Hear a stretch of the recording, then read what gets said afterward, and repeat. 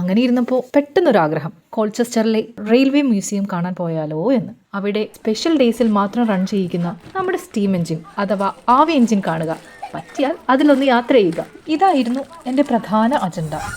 ഇതാണ് ലവൻ, ഞാൻ പറഞ്ഞ ആ സ്റ്റീം എഞ്ചിൻ. 1905 ഉപയോഗിച്ചിരുന്ന ഈ സ്റ്റീം എഞ്ചിൻ ഇവിടെ വരുന്ന മ്യൂസിയം വിസിറ്റേഴ്സിന് വേണ്ടി ഇപ്പോൾ ഓടുന്നത് യാത്രക്കാർക്കായുള്ള 3 കമ്പാർട്ട്മെൻറ്റും കന്നുകാലികൾക്കും ചരക്കുകൾക്കുമായിട്ടുള്ള ഒരു കമ്പാർട്ട്മെൻറ്റുമായിട്ടാണ്. ഈ കാണുന്നതാണ് എഞ്ചിൻ ഭാഗം. എൻ്റെ വീഡിയോഗ്രാഫി സ്കില്ലിനെ കളിയാക്കല്ല കേട്ടോ. എൻ്റെ മുന്നിലിരിക്കുന്ന അദ്ദേഹത്തിൻ്റെ മൊട്ടത്തലയ്ക്ക് മുകളിലൂടെ ആവി പറത്തി സ്റ്റീം എഞ്ചിൻ ഇതാ റൺ ചെയ്ത് തുടങ്ങുകയാണ്. ഈ യാത്ര കുറേ ദൂരമൊന്നുമില്ല കേട്ടോ, കുറച്ച് ദൂരം പോയിട്ട് തിരിച്ചു വരും. ഇതാണ് റിവേഴ്സ് ജേർണി. ഇതിങ്ങനെ നമ്മളെ കൊണ്ട് ഒരു 2-3 റൗണ്ട് അടിച്ച് തിരിച്ചു കൊണ്ടുവരും, അത്രേ ഉള്ളൂ.